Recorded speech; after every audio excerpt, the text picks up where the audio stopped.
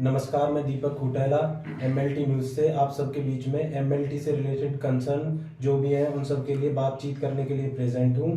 और आज हमारे साथ डॉक्टर संतोष कुमार, राष्ट्रीय महासचिव जेएफएमएलटी इंडिया प्रेजेंट हैं, जो कि अभी हमारा नया कंसर्न आया है कि एमबीबीएस डॉक्टर या टेक्नीशियंस अपनी लैब रन नहीं कर सकते इंडिपेंडेंटली। उन्हें लैब करने के लिए एक पैथोलॉजिस्ट ही रिक्वायर्ड। तो इस कंसर्न में सर हम आपसे बात करना चाहते हैं कि जो देखा गया है कि हमारे पास पैथोलॉजिस्ट की बहुत सारी शॉर्टेज है, तो क्या आपको लगता है, क्या आपकी राय है इस कंसर्न को लेकर? सबसे पहले आपका धन्यवाद कि आप इस विषय को लेकर के आप चिंतित हुए और आपने ये सोचा कि इस विषय को आम जनता तक पहुंचाना चाहिए और स्पेशली जो कि पैथोलॉजी लैब रन कर रहे हैं उन तक। तो जैसा कि आपको एक कंसर्न जो आया है कि एमबीबीएस डॉक्टर या जो लैब टेक्नीशियन है वो लोग लैब रन नहीं कर सकते हैं। जो ये न्यूज़ चल रही है इसमें कहा गया है कि एमडी पैथोलॉजिस्ट ही होना चाहिए जो कि लैब संचालित करेगा। तो आपने कहा कि शॉर्टेज वाली बात, तो डेफिनेटली पूरे भारतवर्ष में ही पैथोलॉजिस्ट की संख्या कम है। और अगर हम बात करें कि पूरे भारतवर्ष में तो एमडी पैथोलॉजिस्ट जितने हैं उसके 3 गुना कह लें या 4 गुना या 5 गुना कह लें पैथोलॉजी लैब का संचालन किया जा रहा है और बड़े ही सरलता के साथ में किया जा रहा है। साथ में स्वास्थ्य सेवाएं रूरल ग्रामीण क्षेत्रों तक प्रदान की जा रही हैं। तो ये गंभीर विषय है और इस पर जो है चिंतित होना आवश्यक है, क्योंकि कहीं ना कहीं ये मेडिकल लैब टेक्नोलॉजिस्ट जो है या लैब टेक्नीशियंस है उनके रोजगार से जुड़ा हुआ है। साथ ही रोजगार के साथ में जो ग्रामीण और सुदूर क्षेत्रों में लैब के माध्यम से स्वास्थ्य सेवाएं पहुंच रही हैं, कहीं ना कहीं उस पर भी कुछ अंकुश लगने की तरफ अग्रसर है और ये चिंता का विषय है। तो सर आपके अकॉर्डिंग कितनी सारी लेबोरेटरीज ऐसी हैं जो कि एक एमबीबीएस डॉक्टर या फिर टेक्नीशियंस ही रन कर रहे हैं इंडिपेंडेंटली विदाउट अ पैथोलॉजिस्ट?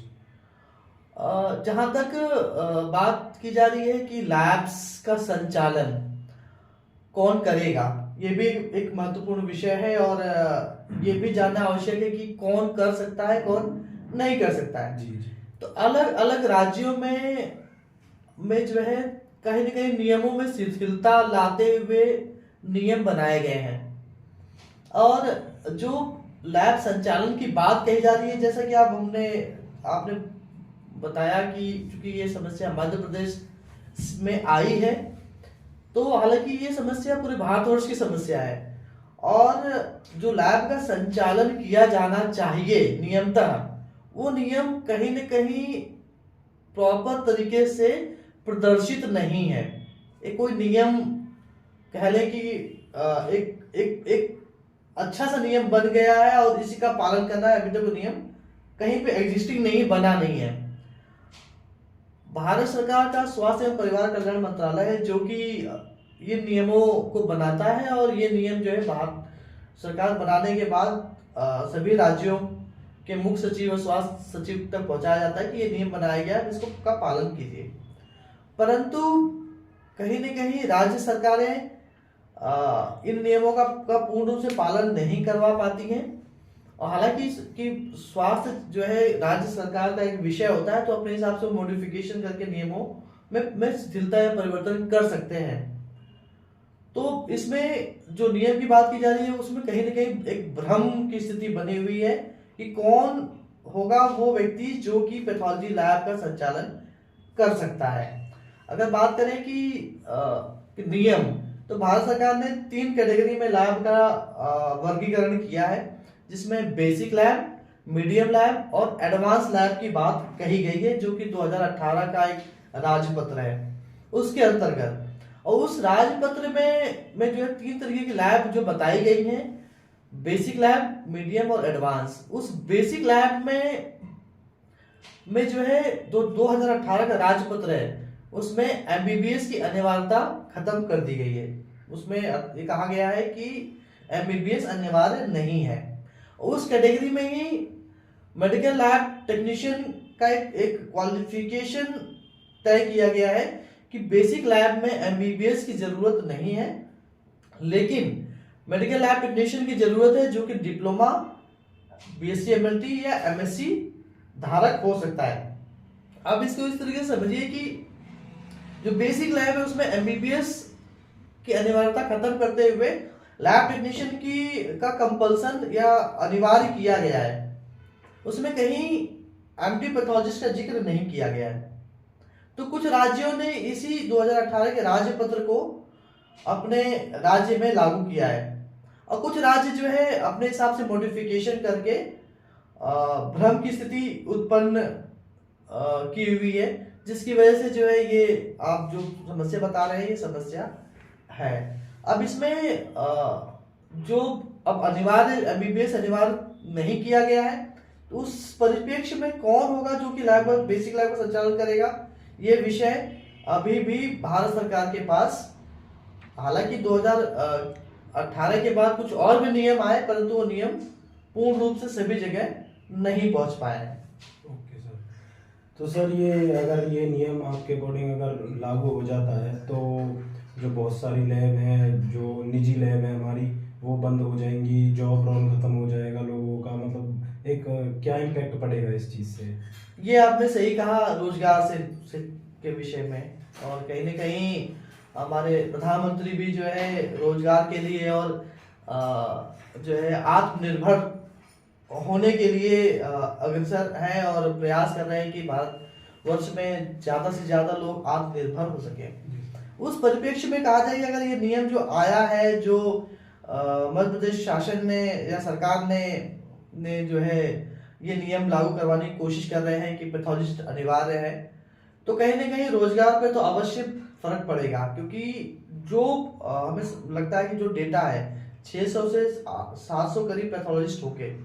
अब पूरे मध्य प्रदेश में नहीं कुछ तो 25 से 30 हजार करीब लैब्स होगी। अब अगर हम एक डिस्ट्रिक्ट की बात करें तो अगर कोई बड़ा डिस्ट्रिक्ट है तो उसमें 100 से 125 लैब्स होंगी, कुछ जो छोटी डिस्ट्रिक्ट है उसमें 50-60 करीब लैब्स होंगी। तो आप अगर इसका कैलकुलेशन करेंगे तो 20,000 करीब जो है लैब्स होंगी। अब उस 20,000 लैब तक 700 पैथोलॉजिस्ट संभव ही नहीं है।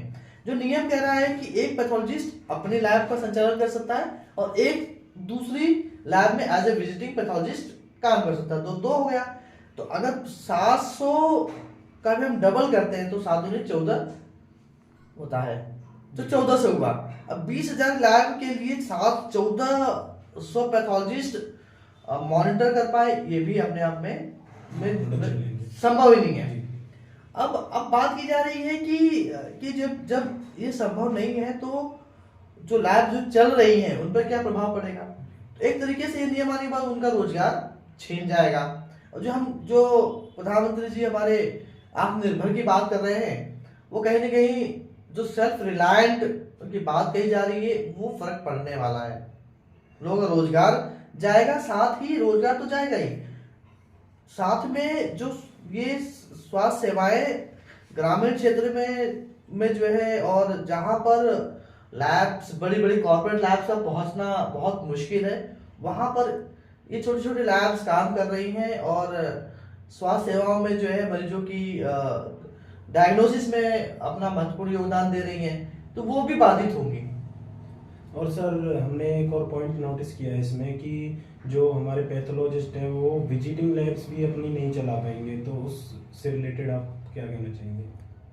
एक समस्या ये भी है कि एक पैथोलॉजिस्ट की अपनी खुद की लैब, दूसरी जो है वो कहीं विजिटिंग कर सकता है, लेकिन विजिटिंग का भी जो है काफी क्लियर कट है, क्योंकि जो जबलपुर हाई कोर्ट का आदेश है उसमें ये कहा गया है कि जो विजिटिंग कंसल्टेंट है, पैथोलॉजिस्ट है, उसका टाइम फिक्स होना चाहिए और उस टाइम पे अगर कोई एजेंसी जाके चेक करती है तो उस टाइम पे उसका मौजूद होना अनिवार्य है, परंतु वो पाया कई बार नहीं जाता है।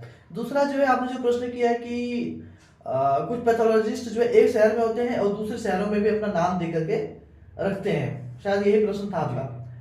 तो ये तो नियम में है कि एक पैथोलॉजिस्ट सिर्फ अपने डिस्ट्रिक्ट की 2 लैब्स में ही नाम दे सकता है, दूसरे शहर में जाके नाम देना ये तो कहीं ना कहीं नियमों की जो अवहेलना है। तो सर जैसे हम देखते हैं कि जो बच्चे अपना डी फार्मेसी, बी फार्मेसी या बैचलर्स इन फिजियोथेरेपी करके अपना इंडिपेंडेंट क्लिनिक रन कर रहे हैं या फार्मेसी रन कर रहे हैं, तो उनके लिए तो ऐसा कोई रूल नहीं है, तो ये हमारे एमएलटी फील्ड से ही क्यों ये रूल बनाया गया है? ये आपका प्रश्न बहुत वाजिब है और सही भी लगता है कि कहीं न कहीं इस विषय के लोगों के साथ में जो है वो भेदभाव हम कह सकते हैं, जो कि नहीं होना चाहिए। हमारा संविधान यही कहता है कि हमारे देश में जो भी व्यक्ति रह रहा है किसी भी प्रोफेशन से, उसके साथ भेदभाव नहीं किया जाना चाहिए। तो ये तो है, परंतु इसके लिए इसका समस्या का समाधान, ये समस्या कह सकते हैं, बहुत बड़ी समस्या है। उसका समाधान ये हो सकता है कि जो मेडिकल लैब टेक्नोलॉजी में अब चूंकि पहले डिप्लोमा होता था, फिर डिग्री हुआ, फिर मास्टर डिग्री हो गया, अब तो लोग पीएचडी भी कर रहे हैं। तो इस फील्ड में लोग अब उच्च एक हाई लेवल तक जा रहे हैं और 90% जो है, जो इन्वेस्टिगेशन जो टेस्ट होता है, जो टेस्ट लगाते हैं, वो लोग डिप्लोमा डिग्री वाले ही होते हैं और वही लोग टेस्ट लगाने के बाद रिजल्ट देते हैं। तो अगर वो अपना 100% दे करके अपना रिजल्ट दे रहे हैं, उस रिजल्ट के बेसिस पे पेशेंट की डायग्नोसिस हो रही है, तो महत्वपूर्ण योगदान है उनका। तो ये कोई ना कोई नियम बनना चाहिए जो कि इनको भी संरक्षित करे, इनको भी सेव करे और इनके सेल्फ रिलायंट के या जो स्वरोजगार ये उत्पन्न किए हुए हैं या स्वरोजगार के माध्यम से अपने लिए रोजगार प्लस 4 लोगों को और रोजगार दे रहे हैं, उनको सेव किया जा सके। इस विषय में जो है भारत सरकार से बातचीत की जा रही है। कहीं न कहीं इस प्रोफेशन के लोगों में थोड़ा कह सकते हैं कि जागरूकता की कमी है, या वो अपने संगठनात्मक जो संगठन है उसमें जुड़ नहीं पा रहे हैं, जो कि अपनी बात सरकार तक नहीं पहुंचा पा रहे हैं। हमारी सरकार इस समय जो है बहुत पॉजिटिव एटीट्यूड में है और स्वरोजगार के लिए चिंतित रहती है। तो अगर इस तरह का प्रपोजल सरकार तक पहुंचेगा तो डेफिनेटली समस्या का समाधान होगा। जी बिल्कुल। तो सर क्या रीजन हो सकता है इस रूल का आने का गवर्नमेंट की तरफ से, कि रीजन क्या है मेनली इस चीज का, कि क्यों देखिए कहीं ना कहीं लागू करा जाए? ये बात आप सही कह रहे हैं। कहीं ना कहीं जो हमें लगता है कि इस फील्ड में थोड़ा नेग्लिजेंसी तो है और सरकारों ने भी उतना ध्यान नहीं दिया। अगर हम बात करें कि लैब्स की, तो 80% लैब में से 40% लैब्स वो होती है जो कि बिना डिप्लोमा डिग्री के लोग उसमें काम कर रहे होते हैं। और बहुत से मैं तो खुलेआम बोल रहा हूँ कि कॉर्पोरेट लैब्स में भी जो कॉर्पोरेट लैब्स है उनका नाम लेना ठीक नहीं है, लेकिन कॉर्पोरेट लैब्स में भी बिना डिप्लोमा डिग्री के लोग काम कर रहे हैं। जबकि नियम कहता है कि उनकी अगर पैथोलॉजी लैब्स है या कॉर्पोरेट की कोई भी पैथोलॉजी लैब है, उसमें जो मेन पावर है वो diploma in medical lab technology होनी चाहिए, बीएससी एमएलटी होनी चाहिए, एमएससी एमएलटी होना चाहिए, कंपलसरी है।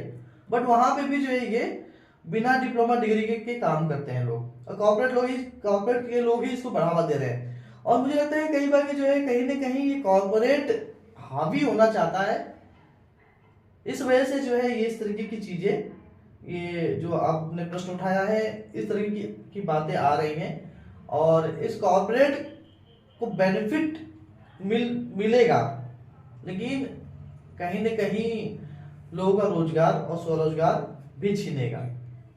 तो सर आपको क्या एक रीज़न ये भी हो सकता है इसमें कि जो लेबोरेटरी टेस्टिंग की एक्यूरेसी है, इस वजह से भी कि भाई रिपोर्ट्स आर नॉट एक्यूरेट, इस वजह से भी ये रूल लागू हो रहा हो? देखिए ये सही है कि चूंकि मेडिकल लैब टेक्नोलॉजी का जो पैथोलॉजी लैब्स होती हैं वो जो अपनी रिपोर्ट देती है उसके बेस पे ही जो है मरीज का जो है डायग्नोसिस होती है, उसका निदान होता है, उसकी बीमारी का पता चलता है। तो महत्वपूर्ण तो है। और ये भी ये सही है कि इस फील्ड में जो है रिपोर्ट्स की एक्यूरेसी जरूरी है।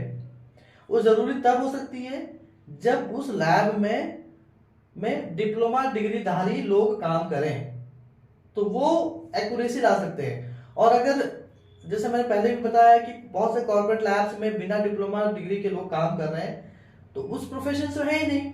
जब वो रिजल्ट दे आउट करेंगे तो डेफिनेटली एक्यूरेसी नहीं आएगी। और जो हमने एक्यूरेसी वाली बात की, इस बात से मैं पूर्ण रूप से सहमत हूँ कि इस पर जरूर काम होना चाहिए। और इसमें कहीं ना कहीं एक पैथोलॉजी लैब का रेट जो है उस पर भी कुछ ना कुछ चर्चा होनी चाहिए, और उस पर भी जो है सरकार को कुछ महत्वपूर्ण स्टेप लेनी चाहिए। ठीक है sir, thank you for your experience. आपने इतना अच्छा एक्सपीरियंस शेयर करा हमारे साथ, और हम आगे भी ऐसे ही MLT से रिलेटेड न्यूज़ अपडेट करते रहेंगे। तो और अगले एपिसोड में हम इससे रिलेटेड और जो भी हमारा एक्सपीरियंस रहेगा या कोई भी बातचीत रहेगी वो आपके साथ शेयर करेंगे। Thank you. धन्यवाद।